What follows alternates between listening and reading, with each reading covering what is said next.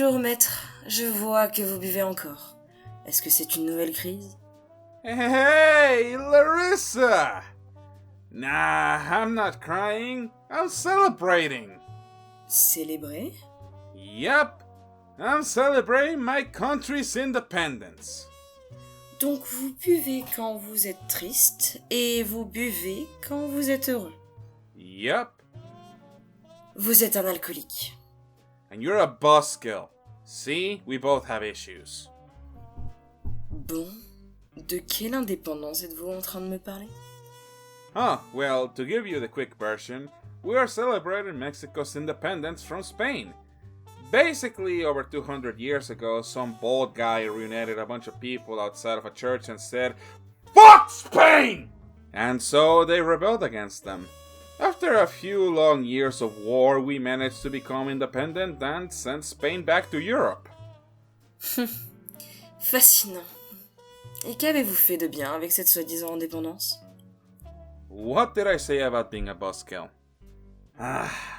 Damn. I ran out of booze. Larissa, can you go grab me some more, please? Bien sûr, maître. Je reviens aussi vite que possible. Thank you. And while I get my booze on, I guess I need to do some explaining. Yes, today is the day Mexico celebrates its independence from Spain. And usually what we do is get drunk and set off some fireworks. Me, however, I wanted to do something different while still being patriotic. So I decided to dust off this old gem of mine and give it a well-deserved remake. Shout out to this guy, since apparently my old video was so good, he made his own version, where half of the characters on that video aren't even Mexican. So here I am, once again, ready to revamp some old content and make it better. I'm pretty sure you get the gist of the premise, right? I grab some characters, put them on a list, and bam, video. I have been a fan of countdowns ever since I was a kid, so the idea of making my own seems like a fun time. Plus, a lot of those content creators I used to watch are pretty cool. And hey, I want to be a part of the cool kids club. However, there are some rules, since those are the things that make a video like this fun. The first and the most obvious of all, the characters in question have to be Mexican. I know you Americans think that everything on the South is Mexico, but no. There's more countries that speak Spanish than just Mexico. Which means that certain characters are out. Like Dominic Santiago, cause he's Salvadorian. Isabella Keys, since she is either Argentinian or Bolivian. And El Fuerte, because I fucking hate him. I like you, Capcom, but you have the worst roster of Mexican characters compared to your contemporaries. Special mention to Carlos Oliveria, Miguel Caballero Rojo, and Jet Street Sam. While not Mexican themselves, they're still pretty badass. Not to mention hot as fuck. ¿Por qué te hicieron español? ¿Por qué? Another rule is the one per franchise. Trust me, you'll thank me for this one. Because there is a series here that has multiple Mexican characters in it, and I had to pick one. Even though it was pretty obvious what I was gonna pick, but at the same time, a lot of competition. And yeah, that's about it. I know the other popular rule is only games I played, but I'm gonna be real with y'all, I only played like 3 of these games. Granted, I am only talking about the characters themselves, so I should be fine in that regard. But still, I can feel all of the countdown makers looking down on me for breaking one of the golden rules. Oh well. Say, speaking of countdown makers, they usually have this 30-second A and B intro to start the video. But I don't know if I should. They usually take too long and people tend to skip them. Nah, fuck that shit, play it! I don't ever slow up, no I don't take shit. I got no love for the fakeness. If you wanna play tough and wanna hate this, I'll always show up. I don't ever slow up, no I don't take shit. I got no love for the fakeness. If you wanna play tough and wanna hate this, I'll always show up and make a statement. I don't ever slow up, no I don't take shit. I got no love for the fakeness. If you wanna play tough and wanna hate this, I'll always show up and make a statement. Everything I do do, so instinctive and so passionate. Every word I move, so descriptive like an adjective. I got a vendetta against people who patented being negative when you should be getting after it.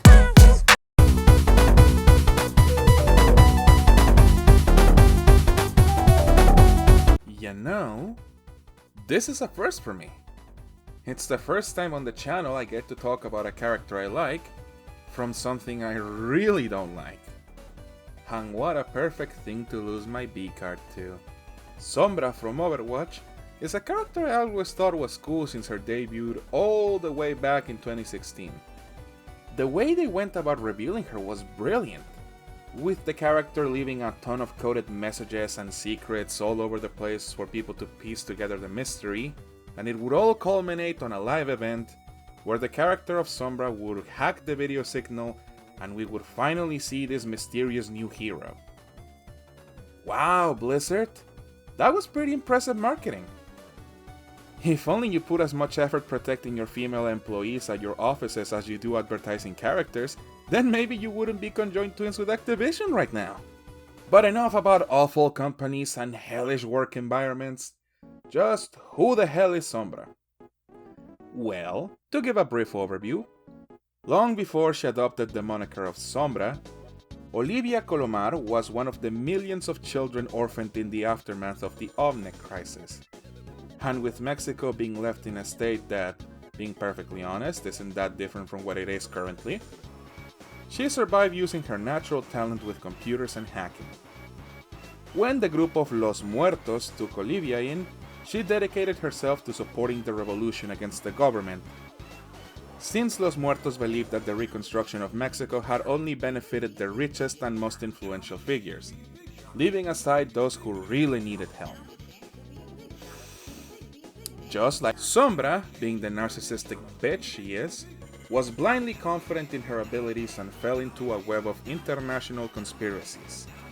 With her safety in jeopardy, Olivia was forced to leave behind any trace of her identity and hide in the shadows. And that is why she's called Sombra. Mystery solved. Oh, and she joined a villainous organization called Talon because they had money, and now she dedicates herself to extort the rich and powerful out of their resources. She is basically like Robin Hood, except instead of taking from the rich and giving it to the poor, she takes from the rich and gives it to the poor for a price. Gotta say, I wasn't expecting to like her as much as I did when researching her. Sure, she has the unfortunate status of being owned by Activision Blizzard, but while I was expecting to find some boring, sniveling rat, I found a character that is surprisingly endearing. Her conversations with the other characters in the cast show a bit more of her personality, aside from her mastermind hacker persona, which I appreciate. You stopping in to see Max? I love how you make him squirm. It's amusing. I don't even experiment on Omnics. Yet. Yet. You're zoning out again, viejito. Forgive me, my mind has been turbulent lately. Aw, stick by me, okay? I'll keep you focused. You'll never guess what I heard when I tapped the Hashimoto's calls. I don't do guesses. What's your price? I have a feeling we're going to get along. Did you know you have a locked storage drive? Good encryption. You should be proud. Caught your stream last night, conejita. You're not bad at those games. Not bad? I'll stop you even with your hacks! Aye. I'll be sad when we take you out. Plus, I gotta give it to her. She has good taste in color schemes. I'm sure there won't be any other Mexican wearing a purple jacket coming up soon. Right?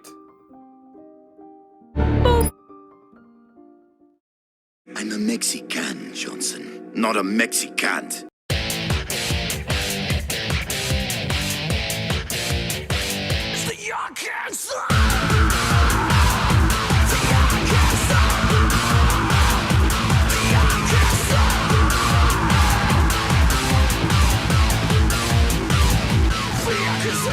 Okay, let's get something out of the way first.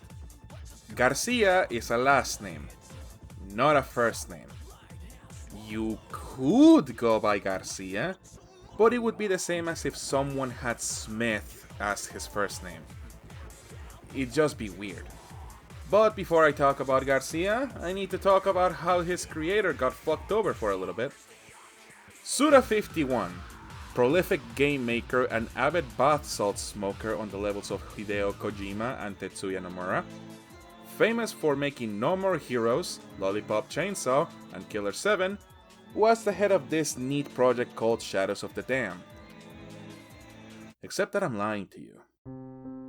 Shadows of the Damned was never the original intent or vision Suda or anyone working on the project had in mind at first. There is a long story here of a game losing its identity, and a creator who wanted to make something wholly original, but it being rejected multiple times over by a company who didn't understand his vision. Man, I wonder what terrible piece of shit company would do something like that. Oh hey, EA! You're just in time! And here I thought Activision Blizzard would be the only terrible thing I'll talk about today. Go watch this video if you want more info on that topic. It's really well researched and I highly recommend it. But anyways, let's get back into last name. There really isn't much to say about Garcia. He's a demon hunter who, with his stalking flaming skull friend Johnson, going to the underworld to save his girlfriend from what I can only describe as a log of shit with multiple eyes and a little dick complex. I'd say that he's the most underwhelming character on the list in terms of what I expected, but honestly, I'd say he's up there when it comes to entertainment value. Half the nonsense he spews during the game is hilarious and definitely felt like a little boy who just learned what sex is and wrote his lines. Garcia Hotspur is the most macho character on this list. If you don't know what I mean that he's very manly, he's very rough, very crass, and very charismatic. Lots of demon hunters have challenged Fleming over the years, and while some of them were legends like you, Garcia, very few of them were women. Well, that makes sense. It takes a lot of grip strength to hold onto a hunter's manly equipment. Don't be sexist, G. He is the typical power fantasy for most guys. He has a cool gun, a cool jacket, and a pretty girlfriend. Which makes it interesting to me that this guy who, for all intents and purposes should kinda suck, is put through the most humbling thing any man has to go through. Watching someone you love being hurt because of you. Don't get it twisted. Garcia is very much a goofy, cartoony version of what a kid thinks is cool, but you can still see that he genuinely does care for his girlfriend and wants to save her. Hell, even his friendship with Johnson is rather sweet. They're just two buddies who like to say dumb jokes together and inserting Chaos Emeralds into each other. Nice rock. Shove it into my face, G. Trust me, it doesn't mean we're engaged or anything. Might be a tight fit, but okay. Look at the size of this meat. What kind of creature has thighs like this? Maybe I should get its phone number. You see? Chandelier! Brilliant idea! For one you pulled out of your ass. Wrong. I don't have an ass. That puta wants to see if we have the balls to follow her. Well, I think I can keep it up. TMI, Johnson. I hate to say it, G, but your girl has gone mental. She's always been crazy. That is why I love her. But she never gets mad at you. Oh, she gets mad. One morning, after a bout of passionate lovemaking, she was making us coffee just to get a reaction. I told her I was married. You were being funny? Yeah, a practical joke, you know? Chicks love those. Paula was so angry she grabbed a knife and chased me all over the apartment. She is scary with a knife. Bitch, I'm not falling for that sexy bullshit. I'm only at half-mast. Now you bring my angel out here before I get misogynistic. Fuck! As for what happened after Shadows of the Damned, well, in No More Heroes, Travis Strikes Again, do not start asking me questions, we're almost done. It's confirmed that Garcia died after the game, and Johnson became a hero looking for a way to save him. Which means that after this scene... My name is Garcia Hotspur, Hunter of Demons. Fate has led me to fall in love with the Lord of the Underworld's mistress. His horde of minions will never stop coming to claim her. But I have sworn to strike them down, each and every one, until she is mine alone. I will take on the whole world if I must. Slay every creature in my path. Because I still see love in her eyes. And because I love killing fucking demons. Yeah, the man ate shit, lol. So we might be getting a sequel following Shadows of the Damned Hella Remastered. Guess Mr. Last Name isn't done killing demons just yet. Hey everybody, this is James Mountain, Community Manager here at Grasshopper Manufacturer, and today for our 25th anniversary... So when do I get to light up some demons? Hey, what the hell, man? Hey, what the fuck? Bullet train is here, hell monkey, and maybe I will blow your head off nicely. No.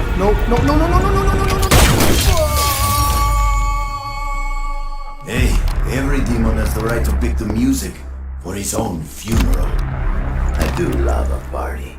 Garcia, you just killed an innocent man. What the fuck, dude? So I'm a dragon? Yeah, sure. Wanna take you for a ride. Wanna take you for a ride. SNK! SNK! SNK! Finally, a company I can talk about without having to take a shower after. SNK, for those who aren't aware, is a company that started off doing stocks. However, when its founder, Eikichi Kawasaki, noticed how profitable coin games and arcades were getting, he decided to get in on that action. SNK probably has the most interesting development and history I've ever seen a company have in a while. From going bankrupt in 2001, to being owned by the Saudi Arabian government, you will not see a company as batshit insane as Flame or SNK in your life. You might be wondering why I'm bringing up this company. Well, that is because Mexico fucking loves SNK! It used to be the most popular company for arcades in the country, with stuff like My Beloved Metal Slug, and the company's crown jewel, the King of Fighters. I kid you not, you could go to a random Mexican's house and you'll see an altar with a picture of Iori standing right next to Goku, Jesus Christ, and Top Cat. So, am I talking about a Mexican character from King of Fighters? Could it be T-Sock? Ramon? The girl on the thumbnail? No. No, actually. You see, before SNK shut down for the first time in 2001, there was a small subsidiary, a Mexican studio called Evoga. It was a small part of the company composed of Mexican workers that went bankrupt in 2004. From this studio came two games. Evolution Soccer, which to be fair, football is just as big on Mexico as corruption and Catholicism is, and the game I really want to talk about, Rage of the Dragons. Originally made to be a fighting game for Double Dragon, which they weren't even able to do since they didn't own the license to the IP and didn't ask Tecmo for permission, so they just changed the character's name to make them legally distinct copies. Rage of the Dragons is a tag team fighter where you control two characters and can switch between one or the other during the fight. And since this is an arcade fighting game, you can basically pick which story you want to follow. You can follow the Double Dragon knockoffs Billy and Jimmy Lewis, the Demon Girl Alice Carrot, the Disco Nigga Mr. Jones, and the character on this list, Jose Rodriguez. Better known as El Pepe! Pepe is a daring and beloved guy in his city. One day he discovered an ancient scroll of martial arts in the jungle during his childhood and secretly practiced the moves within it. Little did he know he found the Aztec scroll made for heroes of the sky god Quetzalcoatl. During his story, he meets with this Brazilian girl called Pupa Salgueiro, who is looking all over the place for her missing brother. Peppa decides to help her out and search for him. And while they don't really find him by the end of the story, he tells Pupa that she should cheer up, that he'll show up eventually. I think Pepe is my favorite new character from the ones I had to research for this video. While he's very aloof and a bit of a flirt, he's also very optimistic and charismatic. He's basically a local hero in his town, and everyone loves him. Oh, also, that scroll I mentioned earlier, turns out it granted him electricity-based powers. So that, the fact that he's a very upbeat guy willing to fight for what's right, and also adding the fact that his fighting style revolves around kicking, I think you know where this is going. We just made Sonic the Hedgehog. I really hope to see more of him and the rest of this cast, though sadly, since Evo Guy is gone, I don't think we'll get a new Rage of the Dragons game. Is what I would have said. Apparently 8 and a bunch of other SNK titles are going to be re-released on all modern consoles at some point in the future. What? Huh? Okay. Alright then.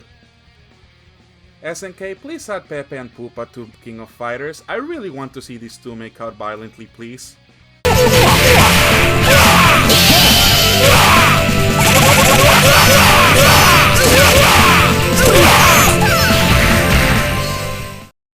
You're the boss.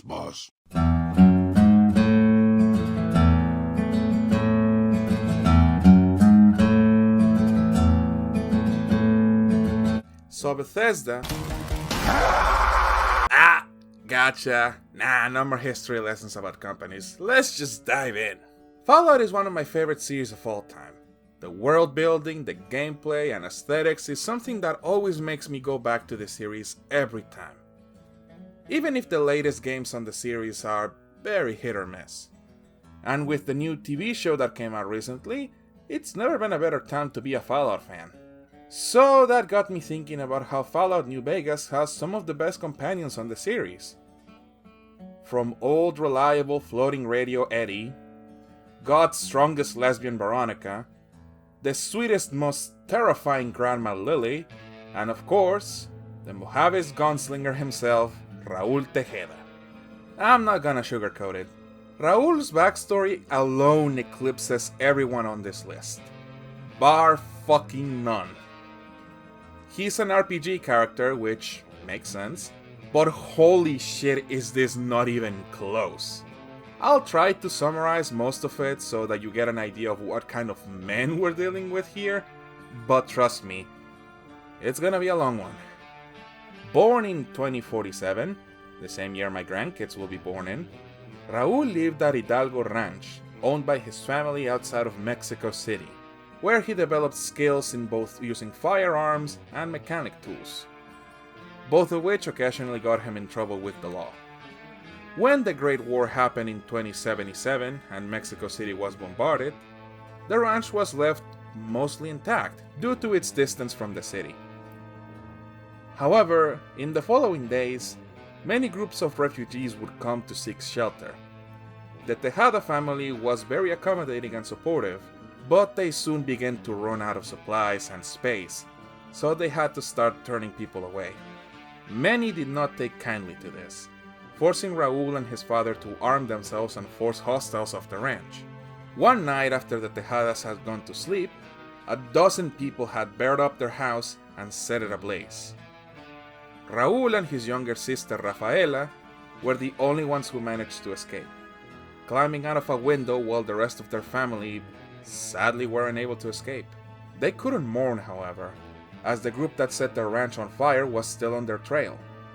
Raúl pulled out his guns and killed as many as he could. Any survivors he let go, as he didn't want to endanger his sister just for revenge. After the massacre at the ranch, Raúl and Rafaela decided to go to Mexico City, and these poor kids had no idea of the fact that the entire city was radiated due to the bombs. It wasn't as bad as other parts in the world, but still, being near ground zero for a nuclear bomb is asking for disaster. So, they both lived at the capital, spending their days as scavengers. One day, while rummaging through the ruins of the capital, Raúl found a cowboy outfit, damn nearly untouched by the bomb's blast. He took it and wore it for the amusement of his little sister, who found a particular joy in seeing her brother dressed like a cowboy. Raúl knew that being dressed like this would bring a lot of attention to them. However, when he saw his sister smile, he decided to embrace this persona. He was then known as the Ghost of Mexico City, with many gunslingers coming to challenge him and dying in the process. However, due to the radiation and all the gunfights, Raúl was becoming too weak to scavenge for both of them. So Rafaela decided to be the one to gather supplies for both of them. One day, when she didn't return from the supermarket, Raúl dragged himself out of bed and found his little sister's corpse. It was left in such a bad state that the only way he could identify her was by a scar on her knee. Consumed by hatred and revenge, Raul tracked down the raiders who murdered his sister and killed them all without remorse. He forsook his gunslinger persona, saying it was the reason for his sister's death, and he hung up his guns, though he kept the outfit for sentimental reasons. Years went by and Raul left everything about his past life behind him. He wandered for a long time, getting as far as the Gulf Coast, where he came to inhabit an unclaimed Petrochico refinery. There he found a Petrochico jumpsuit and swapped his clothes for it, even taking the name Miguel from the suit's name tag as an alias for fun. He then traveled north to the city of Tucson, Arizona, where he settled down as a mechanic.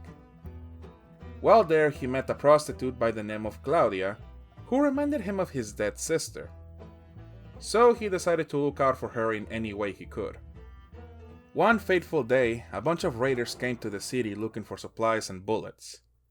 Raul had hoped that if he sold them what they were looking for, they'd leave. But they didn't. Instead, they went to the brothel, killed a few of the girls, and kidnapped Claudia to keep for their own use. Raul sprung into action to save her, but he took too long. When he found the raiders, Claudia had already been executed. This infuriated Raul, and he was able to kill all the raiders, though he didn't escape unscathed like the first time. He was old. He had taken significant damage during the fight, saying that the only reason he was still alive was just out of spite. After reliving his backstory again, he decided to leave Tucson and move to the Mojave Wasteland, where he spent his time listening to the radio and being depressed. One day, he noticed that the radio wasn't picking up the signal, so he went up to the radio tower to investigate.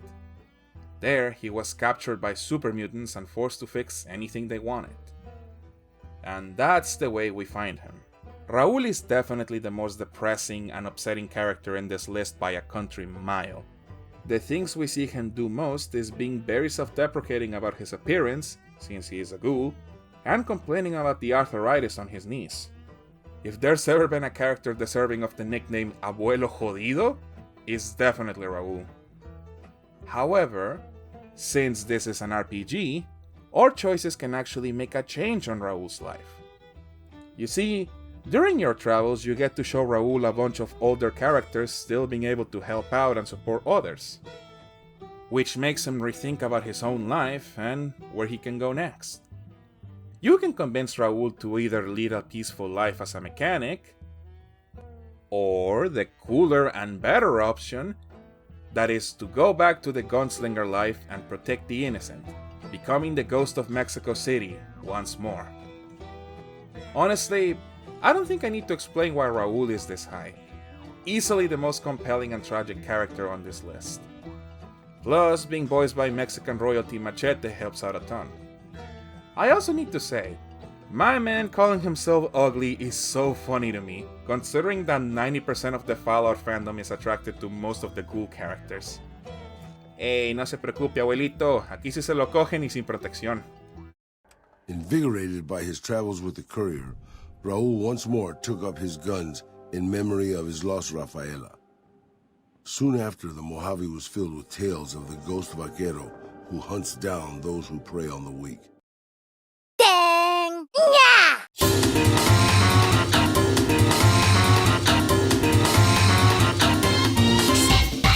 There she is, the Queen of the Mexicans. I don't need to explain what SNK is again, but I do want to talk about the story of how Angel came to be. During the development of King of Fighters 2001, the character of Diana was originally going to be a part of Team Nests. You'll know what that is in a bit. In the process, Rezasoft approached Evoga and offered to collaborate with them to develop Rage of the Dragons, see, there it is again, for the Neo Geo. The director of Evoga, Angel Torres, was challenged by the SNK staff to make an interesting bet on a match of the King of Fighters 98. Should he lose, the King of Fighters staff will make a character for Rage of the Dragons, and he had to pay the sum of $5,000 to the president of Rezasoft. And if he won, Evoga can request an original character for King of Fighters 2001. So Torres did the one thing Mexicans are known to do when money is on the line and locked the fuck in! Was able to win and get his own OC in the game. So Brezasoft created a female Mexican fighter named after the director of Evoga himself. And that is how Angel came into being. Now for her story in-universe, that is also very interesting. She's an augmented human that formed part of the special task force called Nests. It was a group formed by her, Foxy, Best Girl Kula, and Akira reference, K49s. They were in charge of finding and disposing of any rogue creations made by Nests, and people who got in their way, like Best Guy K-Dash and former poster boy of the series, Kyo. While she didn't get along with Kula or Foxy at first, her and K49s were very close. Though when Nests collapsed, Angel decided to stay back and made sure to destroy every remaining bit of it, while K49s went into hiding. Years went by and Angel was on the run, hiding from any Nests loyalists still remaining. One day, while she was getting drunk at a bar, she encountered Ramon. He offered her an invitation to join the tournament, and she accepted. Seeing as she was tired of having to live in the shadow from Nests, and was in the mood to do something fun. And then this goofball showed up, and she had to basically rouge the bat the whole situation. After that, we're then shown that Angel has been helping K49s, who changed his name to Cronin, be in hiding. You know what? Fuck it, let's talk about her personality too. Angel is lighthearted, flirtatious, and playful, even when she was working back in Nests. She's also quite violent and sadistic. One of Angel's habits is to be a bit of a showboat and an exhibitionist. She flaunts herself to the crowd when a tournament match is about to start, and she can be especially a bit of a show-off when the opponent is losing against her. Despite her arrogance, she is all for a fair and good fight, feeling that her opponent shouldn't hold back when fighting as to give her a good challenge. It's been also shown that Angel is very insensitive when it comes to people being angry at her. A good example of this is whenever Kula is irritated at her, and Angel is largely indifferent to her insults. Though Angel isn't like this out of a desire to being genuinely mean. She's someone who enjoys to tease and have fun with people around her. So it's safe to say that she just doesn't realize that people aren't on the same page as her, so she comes off as a massive bitch to others. While some people might say that she made it this far up due to bias, I can't deny that she's one of my favorites because she's just so goddamn entertaining. And yes, she's also very fucking hot. Angel will forever be at the top when it comes to female fighting game characters for me. But how about we take a look at the top on the male side?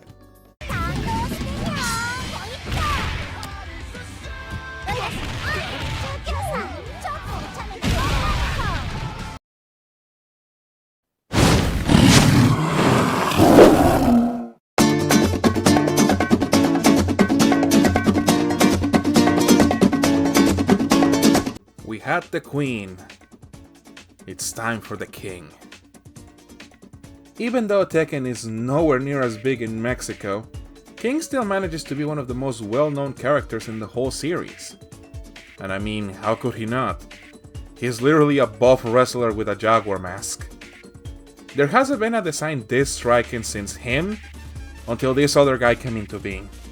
However, if you are a fan of Tekken, you might be wondering, which king is gonna take this spot? For those unaware, in Tekken there are not one, not two, but 4 kings. Granted, some of them have an adjective at the beginning of their name, but still, they are kings. Well, honestly, I think I'm gonna have to give the spot to both King the First and Second. And to be frank, the story of both kings is so intense that I can't just talk about one of them. I gotta go all out and show them both the respect they deserve. Plus, this shit is just a few plot twists short of a telenovela on Canal de las Estrellas. King the First used to be a street-brawling orphan with not a care in the world, other than just fighting. In one of his fights, King was fatally wounded and collapsed in front of a monastery. The priests took him in, saving him from death. After recovering, King realized the error of his ways and decided to start a new life. he became a Catholic priest and renounced his old ways. He dreamed of building an orphanage for street children, hoping to save them from becoming the person he used to be. King was successful in building an orphanage, but funds were tight. To bring income to the orphanage, King fought in wrestling matches, donning his now iconic jaguar mask to conceal his identity and getting the title of the Beast Priest. This detail of the story is actually based on a true person. Sergio Gutierrez Benitez, also known as his wrestler name, Fray Tormenta, he was actually the main inspiration for King. In fact, he was the inspiration for many things. There were 4 movies based on his life, and that is already a lot. Another video game character that I didn't pick because King is cooler, I am so sorry Taesuk, and currently he's part of some comics where he's written to be Mystico's mentor. I won't tell you about Tormenta's story since this part of the video isn't about him, but I'll just say that the man has led a rather interesting life. Oh, and also, he's still alive. Yeah, he also sometimes apparently does sermons with his mask on. That is actually really fucking sick. Anyways, back to King. It was around the time that he started gaining notoriety that King got the attention of his future rival, Armor King. They were both in a wrestling tag team where they wore jaguar masks. Early in their career, King accidentally crushed the eye of Armor King during a match, and while King got many titles since, the injury caused Armor King's career to plummet. As King continued to fund the orphanage, he came across the King of the Iron Fist tournament, a martial arts competition with a big cash prize. Seeing the opportunity in front of him, King entered the tournament. When Armor King came across the tournament and saw his rival participating, he joined as well, looking to better his opponent and getting his name back in the wrestling world. The two met in the tournament, and King emerged victorious. He then went on to claim 3rd place in the tournament, securing enough prize money to fund the running of the orphanage. King and Armor King would go on to put aside their differences, and the two became friends and sparring partners. Time passed and the orphanage began to struggle. King turned to drinking, and the death of a child on his care pushed him to the breaking point. He took to the streets, stumbling around as a drunken wreck. Worried for his friend, Armor King sought him out and helped him get his life back on track, and convinced him to train for the 2nd King of Iron Fist tournament. With the help of his friend, King fully recovered from his depression and alcoholism. He trained intensely for the tournament, with the intention of winning the prize money to fund the orphanage. However, King lost the tournament, and resorted to teach the orphans his fighting techniques instead, as a means of self-defense. Sometime after the 2nd tournament, King was attacked and killed by Ogre, the god of fighting. This led to one of the orphans in his care to don the jaguar mask himself, and take on the title of King II, in order to provide further funding for the orphanage and continue the 1st King's legacy. And King II's story is even more intense. Seeing that the orphanage would crumble to ruin since the money gained from King's wrestling matches was the only funding it received, he donned the mask of King and imitated his style. Unfortunately, he had only seen King's wrestling moves as a child, so he lost every competition he entered. Armor King felt obligated to train the young man and help him take revenge.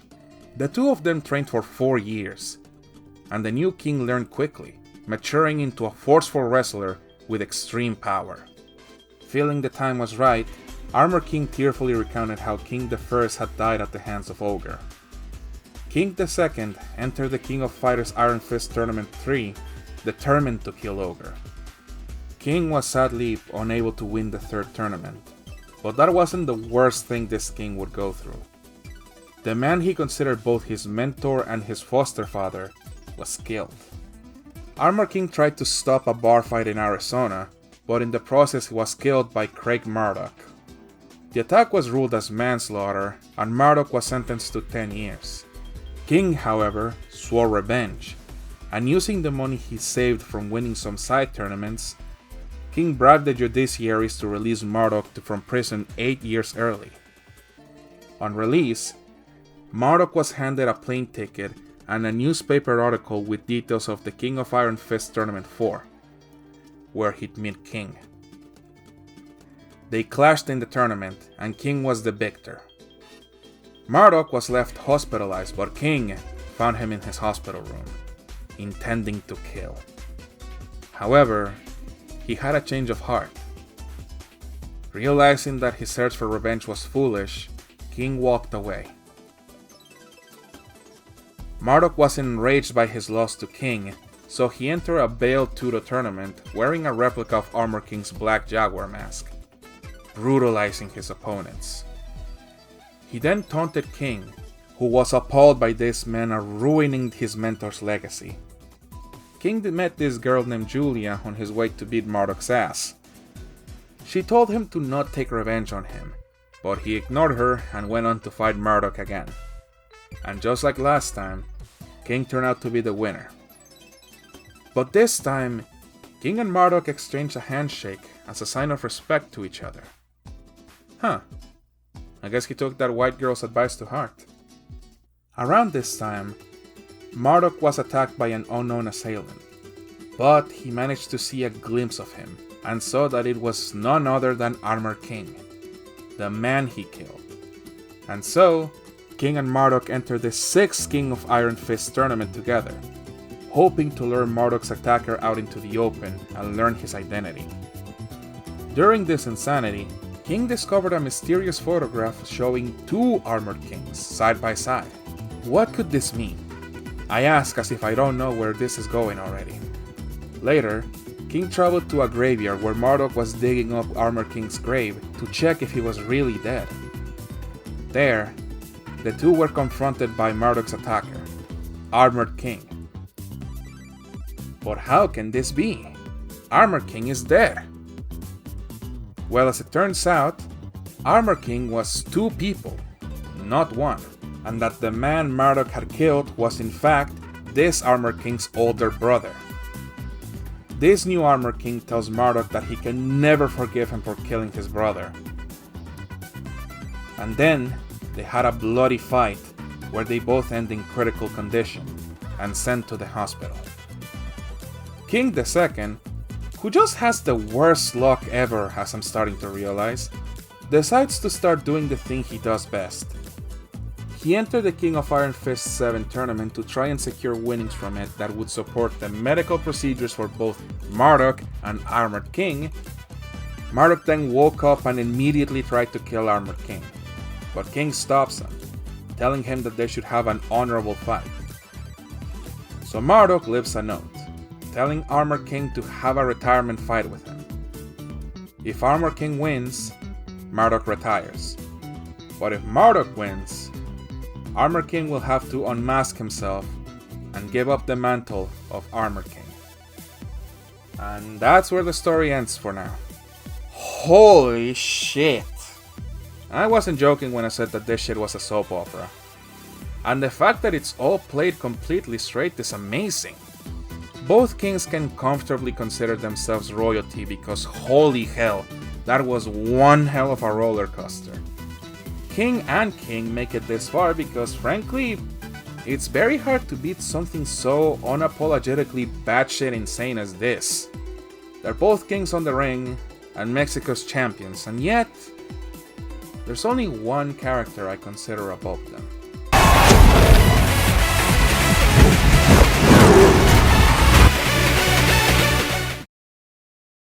My name's Manny Calavera.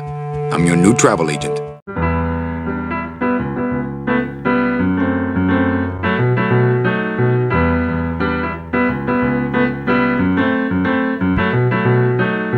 Come on. I made this incredibly obvious. He's in the fucking thumbnail front and center. I made a whole review for Grim Fandango where I talk about the game's themes and plot. Go watch that if you want a history lesson and a recommendation for one of the best games of all time. However, since I already did my homework with that video, I get to talk about the short, sarcastic bone man himself, Manny Calavera. without any spoilers, because just like I said in that review, I want you to go play this game because it's amazing and you aren't better than it by not playing it, pendejo. Manny is a salesman for the DoD, the Department of Death, a corporation that has made a business out of the whole afterlife experience. You see, in ancient Mexican mythology, there is something called El Viaje a Mictlán, which is a 4-year trip that all souls have to go through in order to reach the land of the eternal rest. However, this trek is incredibly dangerous, and not every soul manages to make it, and the DoD has essentially streamlined this process by making a travel agency for all souls. Where your means of reaching the land of the eternal rest will depend on how good you were when you were alive. You can tell the people who founded the DoD were Catholic because this is the most bullshit way to make something cool lame. Oh yeah, sure, we can help you so that way you don't have to go through this hellish landscape. We're just gonna need your criminal record first. Anyways, back to Manny. He's a Grim Reaper, a profession that tends to be rather regal and even scary in some depictions, but here, they're seen more like taxi drivers and travel agents, giving you a better deal to get to your eternal rest. You can go by car, by boat, or the best deal they got, a ticket for the number 9, a train that takes you directly to the 9th underworld. However, Manny seems to only get clients that aren't above a walking stick, meaning that he can't pay off his time and finally be able to retire from being a Green Reaper. Due to his rotten luck, he decides to cheat the system and look for a good person, a saint worthy of a number 9 ticket to finally leave his job and retire. Unfortunately, due to some foul play, Manny isn't able to sell Meche, the saint he cheated to get, a ticket on the number 9, prompting him to get laid off and discover a conspiracy, showing that the people running the DoD aren't as charitable as they seem. But there's more to this story than I'm able to say, for this is a story of thrills, betrayal, romance, mystery, and more. Manny is by far one of my favorite characters, not only just in video games, but also in media as a whole. The way he presents himself as this snarky prick is just so entertaining. In fact, fuck it, let me just show you some clips of Manny being amazing. I've earned a break after all of the bullshit with King. Ah, the big golden door to mediocre management. A little respect for our fearless leader, please. Why? I've worked here longer than he has, you know. And you're proud of that? Good point. I can't use my bare hands. I'm a professional. So, know a good place to stay in town? What's your price range? Somewhere around the high end of nothing. I guess our business is settled. Almost. What? Was that for the photo, girl? No, that was just for being you. This sign says, I'm at the junkyard. Woo! Manny, I don't know if I like driving over people. They can't feel it, they're dead. What, dead? I wouldn't want to drive over you. That's because you and I, Gladys, are friends. Aw, Manny. I think slot machines attract an undesirable element. Oh, well, we're all undesirable, Manny. Yeah, but your credit's no good to boot. Why don't you come by the club anymore? Well, to tell you the truth, Manny, it's your little coat check girl. All that bubbly energy, I just want to strangle her. I've tried that. It doesn't stop her. I couldn't reach that vent, even if I stood on Mitch's shoulders. Wouldn't it make more sense for me to stand on your shoulders anyway? Are you kidding? Look at your heels. Oh, Manny, so cynical. What happened to you, Manny, that caused you to lose your sense of hope, your love of life? I died. But while Manny is a dick, he's also very caring and devoted. The whole point of the game is him looking for someone he wronged while trying to save himself, and wants to do right by her. Plus, this is not even mentioning his relationship with the other characters like Lottes. Another person Manny started off using to get ahead, but grew to love as his best friend. Frankly, I could sit here and tell you why Manny's easily the best Mexican character of all time, but nothing I say will ever be enough. He's charming, he's witty, he's funny, he's a dick, and he's also your new travel agent. But above all things, he remains the best Mexican character in gaming history. Nada mal, enano. So that was my countdown. Gotta say, I wasn't expecting to have this much fun. Plus, this was 7 character analysis put into one video, so I consider myself satisfied with my output. If you enjoyed this video, give me a like, share it with your friends, and comment with what you'd like to see from me next. I think I might do more countdowns if this video does well. We'll see. But for now, thank you for watching. This has been The Analyzer, and... Bonjour, maître. Je suis de retour. Oh hey! Why do you take so long? In the time you left, I was able to make a whole ass video. And it was a very big one too. Mes excuses. Il y avait une longue distance d'ici au frigo pour récupérer la bière. Et de ce fait, j'ai perdu du temps. You got distracted and forgot to bring it until now, didn't you? C'était aussi évident. Bref. Voilà votre bière. Je m'en vais de ce pas. Wait! Come sit down with me. Pardon? Yeah. I mean, I know you don't have anything going on, so why not sit down with me and have a chat? I know you kinda hate me and all, but come on. Have a seat and let's have some drinks. Vous savez que l'alcool ne m'affecte pas du tout, n'est-ce pas? Je resterai sobre tout le long. Well, every group needs a designated driver. Come on. Bien. Mais si vous essayez de me toucher, ou vous essayez de me draguer, je me barre. Wasn't planning to. No offense, but you really aren't my type. Now come on, let me talk to you about SNK.